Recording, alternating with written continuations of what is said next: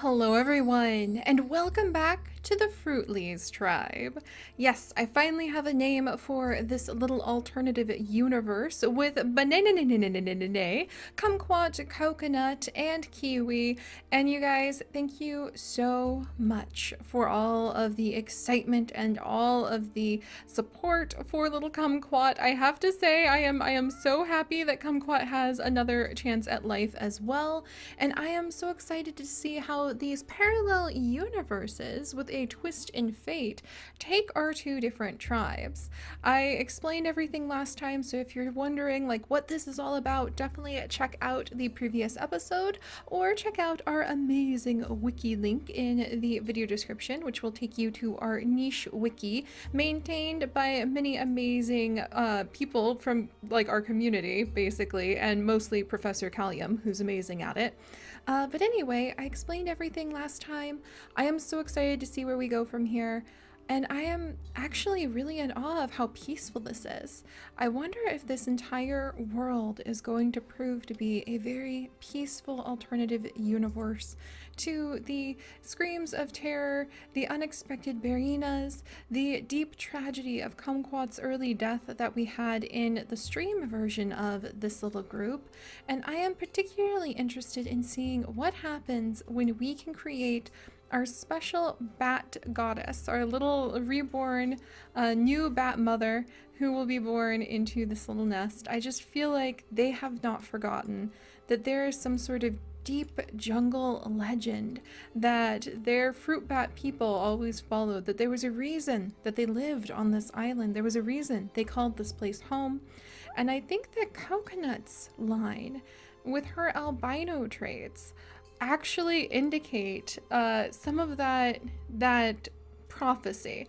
I feel like maybe Coconut's line was a group of nichelings where they were trying to find the mother bat, perhaps, or the mother of the moon. Yes, they were trying to find the mother bat, the mother of the moon, and they knew that one day she would come back to them in this forest and she would be reborn in this jungle, because this is a very special jungle. Perhaps all of the trees that we see grown up so tall with their branches spreading across the jungle floor, perhaps all of these were once planted by fruit bat tribe members, Fruitly tribe members from long ago. So this jungle may not be a new land to our little fruit bat tribe. This may be their ancient land where they were waiting patiently and living a quiet life here, in harmony with all of the adults and all of the children, waiting for the mother bat, the mother of the moon, I should say, because that sounds really, really cool, doesn't it? They were waiting for the mother of the moon to return. Not impatiently, just quietly and happily.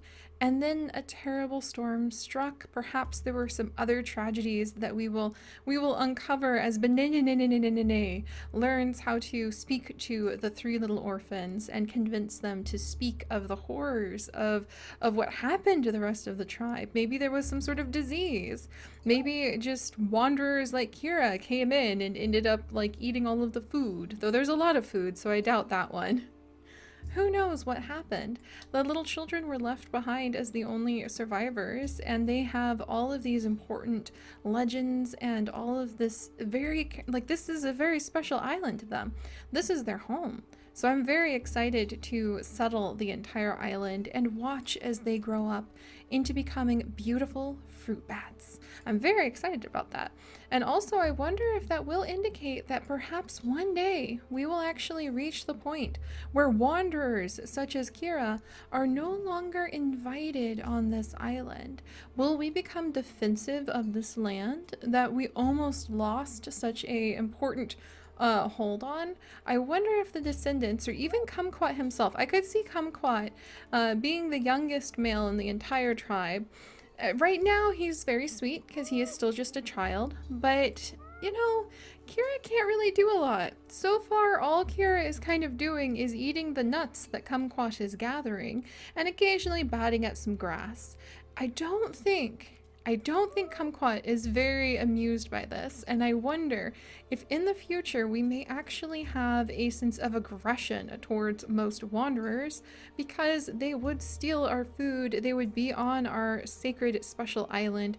How could they? And that'd be interesting because normally I always play where we invite in pretty much every single wanderer because I feel bad for them or I just love having them in here. But I wonder if we might do something different. I wonder if we might really establish this island as our own and chase away or perhaps even make servants, slaves out of the outsiders? Feed them to the plants even? Oh gosh, we'll have to see. This feels peaceful now, but I don't know. Dreams of a little bit of aggression, perhaps born from the sense of loss and confusion of losing all of his gentle fruit bat tribe, are kind of here in Kumquat's little head, it seems. Huh. All right, buddy. Maybe you just need a little bit of a snack and a nap. So let's go ahead and let him have a little snack from there. Whoa, Kiwi! Oh my gosh, I love how adventurous Kiwi is. This version of Kiwi is truly proving to be kind of restless, just always having to move around and explore and find things. And she just kicked the tree and like all of the nuts fell out. I think that that would just make them all super excited and playful, kind of tossing the nuts between one another. I wonder if that would make Banana's heart just grow with joy, hearing the children laugh as the nuts bounce across the sand. And of course, Kiwi, being constantly restless and playful and always having to search for things, would notice that there is a leech coming for her and would just reach into the water and nibble it because she is a part bat after all. Alright, and then I think that Kumquat is now distracted from his dreams of conquest of the island and vengeance upon outsiders by a delicious snack. There you go. You were just cranky for now, little one. And meanwhile, Coconut, having laughed over all of the nuts that fell from the tree, perhaps making a joke and a reference to her name, will once again plead with Banana to please be cautious because she can smell danger. She can't quite explain what the danger is because she really is too young to be able to, or was too young, they've gotten a little older now, to be able to know about the carnivorous plants in detail. But thankfully, Banana is the adult here, and she does have experience with dangerous situations like this, and she will heed the warning of little Coconut because the shadows could hold riches, such as this delicious root that she has just plucked out, and they could also hold immense dangers. So she's going to move, and they could also hold a healing fruit, yes! So she is going to be very cautious as she works through the grasses, and she will call Kira over and have him, as the other adult in the group, come and help with the exploring. All right, and we are in a little bit of a safe spot right here too. And Coconut will go ahead. What can she do? She can dig and she can attack, and she really does want to explore the jungle and be inside of the grasses and the shadows.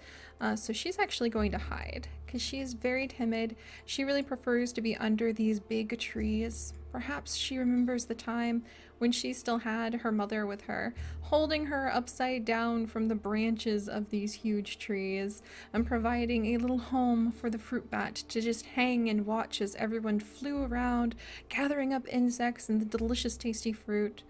Oh, Coconut. Yeah, I think she definitely is from a line that really kept the legends of the prophecy going, and we're even beginning to grow quite excited and maybe preened over Coconut and said that clearly, being born the color of the moon, perhaps Coconut would one day be the Moon Mother reborn, or perhaps one day she would have a child who'd be the Moon Mother reborn. But unfortunately that storm came. Now one of her arms has been broken and is only good for digging, and she has a different life ahead of her. Alright, let's carry on. Gosh, I love this little group already. And if you guys aren't here for the roleplay, I have no idea why you're here. But alright, so let's carry on. Banana will still use caution in going deeper into the forest, but I think she'd be very pleased to have found some more food. And Coconut is going to just cautiously kind of pull at some of the grasses that we can't easily walk through. Kira is going to come and help out. There we go. Wonderful, abundant resources already. This is fantastic. I think Kumquat doesn't mind sitting in the grass, so we'll let him kind of sit there. Kiwi is very playful, just very playful. I think that she might splash around the water a little bit and then jump over here. Do use caution, Kiwi, as we are near a very dangerous plant. And I guess Kira could help us clear that plant away. Kira and Coconut are actually, ironically, the two strongest nichelings in the whole tribe. Though Banana does have her scorpion tail, so that is quite useful. They're full grown! Oh my gosh, our little orphans have already grown up. Jeez, that just happened so fast, even with the new aging system that we have on them. Oh my gosh. I feel like that would just make Banana's head spin. But clearly they're still somewhat young. And I feel like perhaps Coconut is just very distressed, smelling this danger nearby, and she just knows that this could be a terrible situation indeed, and something must be done about it. Yeah, we only still have 1 strength on him. So I wonder if we might have the group come together. Kiwi might even volunteer, since we have a healing fruit right here. Kiwi might even volunteer to take the hit and try to attack the danger plant. But I just feel that Coconut is too irritated. She is too just distressed knowing that that plant is nearby. So I think Kiwi would be like, well, if you're gonna be like that, I'll just go ahead and I'll take care of it. You don't need to worry so much. But hopefully, Kiwi, do hold still for just a second, my dear. We have to prepare for that plan, okay? There we go. And Kira will come over. I think they're all going to have a little discussion about what to do, since we do have that danger plant right there. And Kiwi, I just think that she'd be too restless to bother with all of this silliness. And then Kumquat is a little toasty over here, so we might move him over to the beach in just a second. But he's gathering up the nuts in his arms and cracking them open to share with everyone. But I do think we're actually going to, with the healing plant so close by, do something about this plant. This is just very upsetting for Coconut, and she's just convinced that terrible, terrible things will happen if we do not do something about this. So I think Kiwi would say, well, stop worrying about it and dive in. This version of Kiwi is extremely bold and brave, I'm noticing. Let's try to free her. Kira would crack open. Yes, we got her. Look at her. And I just feel like he would be like, see, that was no big deal. She's totally fine. Oh my goodness. Yeah, I feel like this version of Kiwi is just very, very, very bold. Oh, and see, now here's one of the plants, and it's good for food. And voila. Yeah, I feel like Kiwi just feels completely comfortable. She's like, you know, it was going to be fine all along. You guys were worried about nothing. There we go. And Kumquat will have you start scooching over. This tree is just too good of a resource to even think about abandoning. I do think, oh, we have one more. It is one of only 2 nut trees on the entire island. But gracious, there's just like a lot of resources right here. This is a very good little spot for them. I say probably as a Barina is about to pop out of the grass and attempt to eat us. And the rain is coming down. Wonderful. Good job, Kiwi. My goodness, she is such a restless little one, but that really like paid off pretty well. All right, can she smell anything up here? What is that? What is that? She can smell something, but is this what sent the rest of the tribe away? I do not recognize the heck out of this. Is that a tree? What is this? What is this? It's a termite mound! Oh my gosh! It's a termite mound! It's a danger termite mound, apparently. Oh my gosh! That is so exciting! Kiwi, jeez. Can you have... No, you can't have babies with kumquat. you could have babies with Kira if we wanted to. I mean, you could have babies with kumquat. Probably should have babies with kumquat, even if they would be sickly. But Kiwi just smelled and heard something very interesting, so she's gonna head up there. That's my very first termite mound, but what the heck? It was like some sort of ghost of the jungle popped up, and I was just about to be like, no wonder the rest of the tribe noped out of here a while ago. My goodness. Alright, Kira, what can you do? You can actually do a little bit of collecting, which is good. I think that plant is already dead, so yeah, I think that Coconut would have to just make sure. She'd have to stare at it and just like maybe claw at it a couple times to make sure that it was no longer a danger. And I think Kira is just going to kind of get comfy and nibble on some of the fruits. And I think that Banana would want to just make sure the surrounding area, even though we are stepping on so many of the branches, making so much noise, she'd want to make sure the surrounding area was safe for the little ones, who aren't so little anymore, but I feel like they're still coming into their adult age. Alright, and meanwhile, oh my gosh, I think Kumquat is just so excited about this tree. Like, he just keeps gathering up the food and feels very responsible. Alright, let's see what we can do about this termite mound. Fascinating. Yeah, I think this would simply be too fascinating, and Kiwi would have to come up. And what do we have here? Look at this! This is so cool! Oh my gosh, I cannot wait until we get our little bat faces. Good, and we have destroyed the danger plant, which I think would make Banana feel quite content. We've got more spots to reveal. Kira, I think, is just kind of here for the easy job, so he's just kind of going to nibble some of these fruits. And Coconut, I feel, is ready to go deeper into the jungle. She just, some instinct that she can't quite explain continues to pull at her and just tell her to go deeper and deeper into the shadows of the jungle. Oh my gosh, but our very first termite mound! Oh, I can't wait until we can actually eat on that thing, even though honestly, like, I think the nuts sound a lot more appealing. I'm definitely one for the cookie tree tribe myself. Alright, there we go. How's everybody doing? Semi-decent on food. Oh, and now the plant has popped back up, which I think would get a screech of fear from Coconut. But we have safely, I wonder if actually Coconut, even though they smell so good and it smells like food sources, I feel like Coconut might insist that we do not eat of these plants. I feel like she would be a little frantic about it. Banana and Kira might go to reach for some of these fruits from the carnivorous plants and say that they should eat it, but I feel like perhaps Coconut, in her distress, just insist that no, her tribe knew that once the fruits were there, you must never take of them, because it is taking too many of the fruits that could bring the danger back, or something like that. Like something like when you steal from these plants, then they will steal back from you. So I do think that's what maybe Coconut is kind of screeching. I just think she's very frantic all the time, very nervous, probably due to the terrible situation of being orphaned so young. But she would insist, do not eat from these plants once they have borne fruit, because they will eat of you in the future if you do.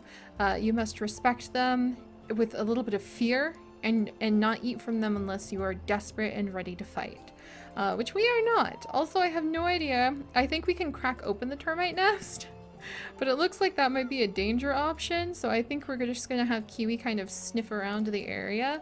She's always excited by things that move, so I think these termites are cool. This Razorina is cool. She's quite delighted by both. I'm gonna let Coconut watch over and make sure that no one is going to eat from these fruits. I think Kira would just kind of shrug and eat these fruits then. And I think Banana would be a little concerned over how upset Coconut is all the time, but she'll hop up here to help us do a little more exploring. And speaking of, hey, that's my nut. Give that back. It's mine. I could just see Kumquat like pulling that nut out from under that crabbit, like, excuse you? That is my food. That is just too funny. And he's actually good at collecting, so I don't know. I feel like he's very comfy, and I wonder if he's actually even beginning to dream of, perhaps a little too pridefully, of being able to fill this island with his own children, his own offspring. And I think we might have, like, to repopulate it, basically, which is not a bad thing. Perhaps he thinks of it with a little bit too much pride. He is the, in his eyes, most attractive male on this island. But I think we might actually go over to Coconut and see if we can convince her. I don't know if she would want to come out from the safety of the jungle, though. I think Kumquat would definitely want any children of his to come down here, but perhaps we'll have to, like, romance her and return to our own spot. Because I think Kumquat is just quite proud. He's able, and honestly he should be, he's able to provide for the entire tribe based off of this excellent spot. And I think that inside his heart, he is kind of attached to this location because it was the last spot that they ever saw the rest of the tribe. And it is also the spot that gave them sanctuary from the storm somehow. I'm not sure how because it's on the edge of the island, but still. But it allowed the three of them to survive. So I feel like maybe this is Survivor's Tree. Yes, this is definitely Survivor's Tree. Or the Tree of Shelter. There we go. That's even better. The Tree of Shelter. And although he acts tough, he doesn't want to leave it, not out of fear, but out of a love and a respect for the fact that this tree provides so much to them. And he appreciates that. Of course, if we don't have Crackerjaw, it won't provide squat. So that may eventually chase some of us into the jungle so we can harvest other foods. But for Kumquat, this is the tree of, like, shelter, and it's a special place, and he hopes that it will be passed down through the generations in lore as being a special place and being a place where they can talk about the tribe that once was, because he just feels once we start stepping into the jungles and their mysteries, who they were will become even more a distant memory. So I am so excited. I love where these guys' stories are going. It's so much more complex, and it's so wonderful to be able to spend enough time with my nichelings now to be able to tell their stories, thanks to the tweaks we did to their ages in the sandbox mode. And I'm very excited to see what the first babies will look like, since we already have some babies in our stream version of this tribe. I hope you guys will join us for the next one. If you could, do please leave a like, perhaps for Coconut to help her calm down, but honestly, perhaps for Kiwi, as she plays with all of the termites from our very first termite mound. And if you guys would like to join us for this and literally thousands more adventures, do please consider subscribing, and I will see you guys next time. Bye-bye!